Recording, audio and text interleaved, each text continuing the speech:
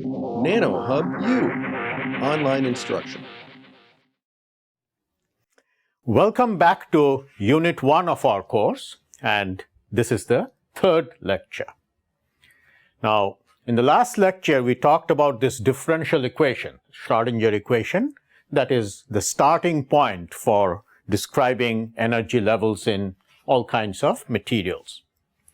And what we want to talk about in this lecture is how you can turn this differential equation into a matrix equation. Okay? So that in a differential equation, for example, you have a function, this wave function, psi of r.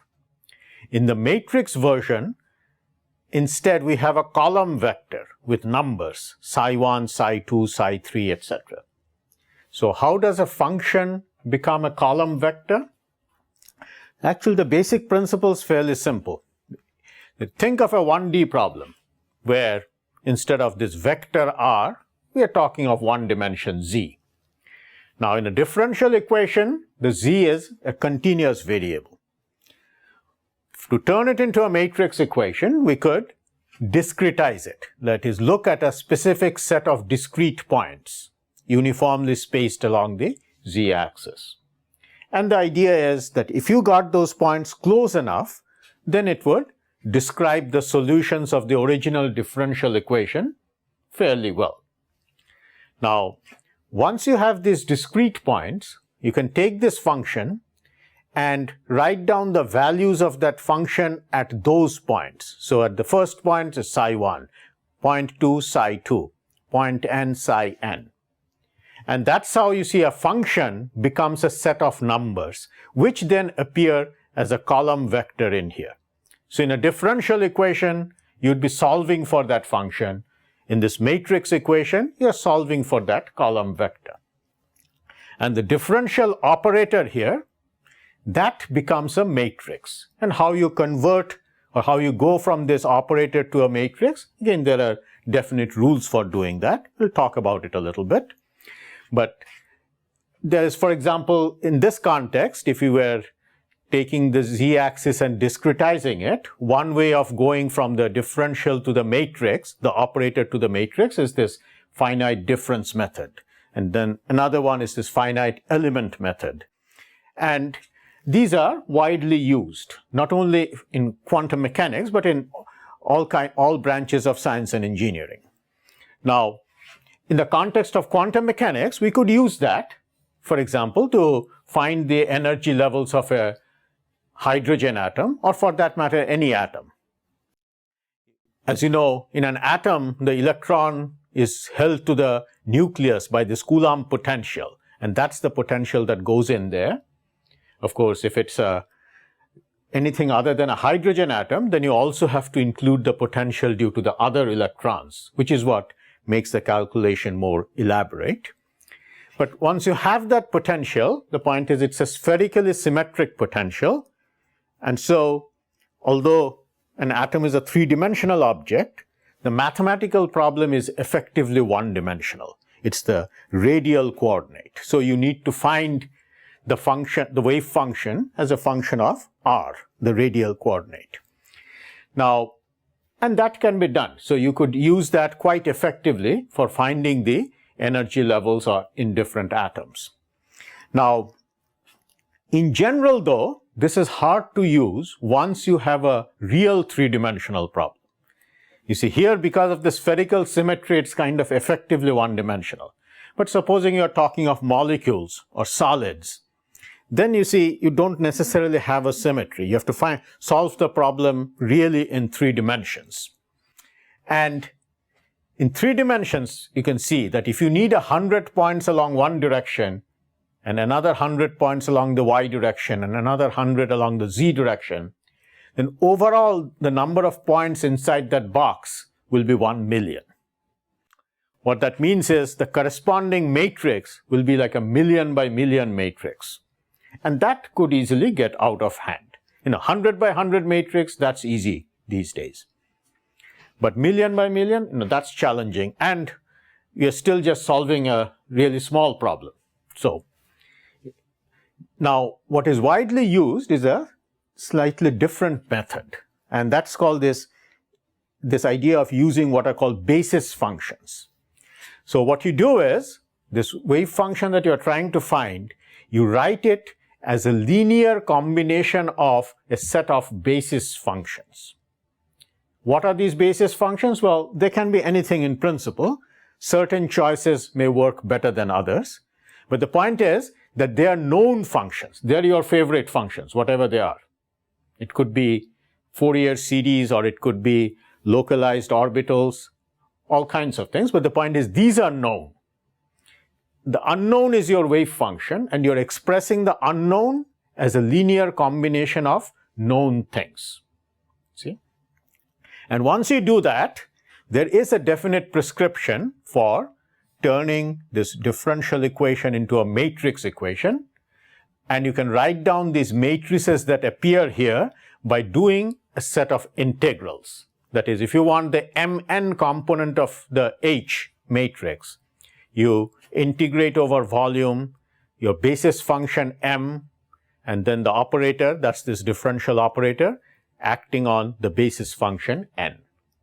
And since these are known functions, you can evaluate these integrals. And usually that's the time-consuming process. You do it numerically, but you can do it because you know these functions. And once you have evaluated those integrals and you have these matrices, then you see you could solve the matrix equation itself. Right?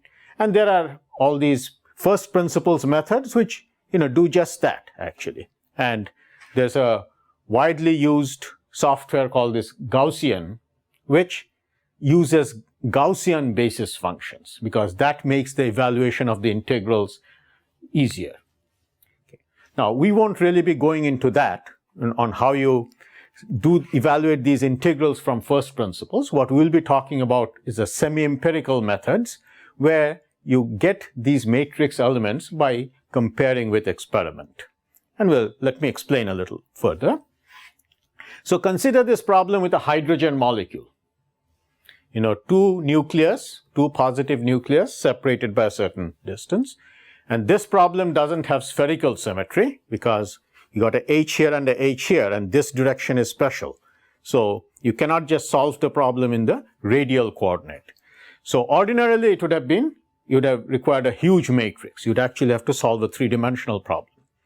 But using the method of basis functions, what you could do is use two basis functions.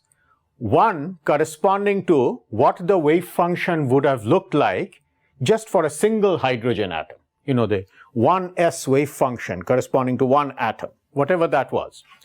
This exponential e to the power minus r over a0. That's what it looks like. So that's a known function. You use that as one of your basis functions. And then another one here, identical but shifted over. That's your second basis function. And given those two functions, you can evaluate those integrals and come out with this matrix. And you can then obtain the energy eigenvalues by solving this matrix equation. And you see right away, of course, the enormous simplification. If you had been discretizing the lattice directly, you'd have a million by million matrix. Here we just have a 2 by 2 matrix. And of course, question you ask is, how accurate is it? And the answer is, yeah, it can be fairly accurate if you do it right. See? Now, how do you solve this equation? Well, multiply from the left by the inverse of this matrix. That way, from the left, you take this out. Because when you multiply by the inverse, you just get the identity. You can drop that. And on this side, you're left with the inverse times that. Again, 2 by 2 matrix. With a little algebra, you can multiply it out. And you'd have this E psi equals that matrix times psi. A standard eigenvalue equation. Okay. And if it was a big matrix, you could have gone to a computer. This is just a 2 by 2. You can write it down analytically. It's quite simple, especially because the diagonal elements are equal. Because when the diagonal elements are equal, the eigenvalues are simply the diagonal element plus or minus the magnitude of the off-diagonal one. So if you do that, you'll get these two eigenvalues. And how would you find those eigenvalues? Well, that's what you could do by comparing with experiment. Now, so here you can understand these two approaches that I mentioned, the first principles approach and the semi-empirical approach. In a first principles approach, you would have started from the Schrodinger equation with the correct differential operator in there and done these integrals, and that's how you would have got those numbers, the S and the epsilon and the T. In a semi-empirical approach, you would say, well, let's look at certain known experimental quantities which depend on these energy levels. So, for example, like the ionization energy, what it takes to knock one electron out of a hydrogen molecule, or perhaps the binding energy of a hydrogen molecule. So, use certain well-established experiments to extract these parameters. Well, but if you are taking it from experiment, then what do you do with it after that? I mean, usually the purpose is to explain experiments. But if you are using the experiments to get your parameters, what you can do then is, of course, use it to explain other experiments. Like if you're interested in the conductance of a hydrogen molecule, like someone puts contacts across a hydrogen molecule, and people have done that actually, and you want to model the conductance. Well, good. You could start with this 2 by 2 matrix and then talk about how to get the contacts on it. So bottom line, use your favorite experiments, well-established experiments to get your parameters. That's the semi-empirical method. And then use it to explain other experiments. Now, this is a hydrogen molecule. In general, we are talking about solids. So, for example, a very popular solid these days, one on which there's a lot of work, is graphene. And what it represents is this one-dimensional layer. And in graphite, you see the layers are very weakly coupled to each other. So and what I understand is experimentalists can actually peel off single layers just using a Scotch tape. See? And there's been a lot of work on this material in the last decade. And what it represents then is this two-dimensional layer of carbon atoms arranged in a hexagonal lattice. So you want to find its energy levels, let's say. Well, in the method of basis functions, first question is, what basis functions should we use? And the answer is, well, consider these two carbon atoms right here. And for each carbon atom, if we were to choose a basis function, what would we choose? Well, it would be the atomic orbitals. Well, what are the atomic orbitals? Well, carbon has an atomic number of 6, means it has 6 electrons. So, if you look at the energy levels, there's the 1s level, and incidentally, I'm sure you have heard this before, that these levels usually come in pairs. So if there's an upspin level, there's also a downspin level. It's only in the last unit of this course that we'll talk explicitly about spin. But for the moment, what I'd just like to state is that levels always come in pairs. So although I'm drawing one, there's actually two levels there. And because of the exclusion principle, one level holds only one electron. So since there's two levels there, it can hold 2 electrons. And then there's the 4 left over because carbon has 6 electrons. So the other 4 have to go into the n equals 2 levels. Now at n equals 2, you have a s level, the 2s, and then you have the 2p levels, the 3 of them, 2p's. So there's 4 levels here, which could accommodate 8 electrons in principle, but it holds only 4 electrons in a carbon atom. Now here's the other carbon atom, which again is exactly the same situation. And now when you bring them together, like in a bond like this, when you bring them together, the energy levels get somewhat rearranged. Now the 1s level doesn't play any major role because these are what we call the core electrons. These electrons are strongly tied to this nucleus. They don't even know that there's another carbon atom there. They're just tightly around one nucleus. So those usually you don't worry about when trying to model current flow. So we take that out usually. And out here you could say that, well, I've got 4 levels here and 4 levels here. When you bring them together, the levels will rearrange. Just as in a hydrogen molecule, we had 2 levels which rearranged into a upper level and a lower level. Here also, it will rearrange into a set of 4 levels up here and a set of 4 levels down here. And including spin, that's 8 levels. So these levels down here can accommodate all the electrons. So all 8 electrons go in there. And roughly speaking, of course, that's essentially the origin of binding. Like, why does it want to stick together? Because the general principle is, by sticking together, the energy is lowered. Why is the energy lowered? Well, as long as they were apart, the 4 electrons were kind of here and 4 electrons here. When you bring them together, you have these composite levels which hold all 8 electrons.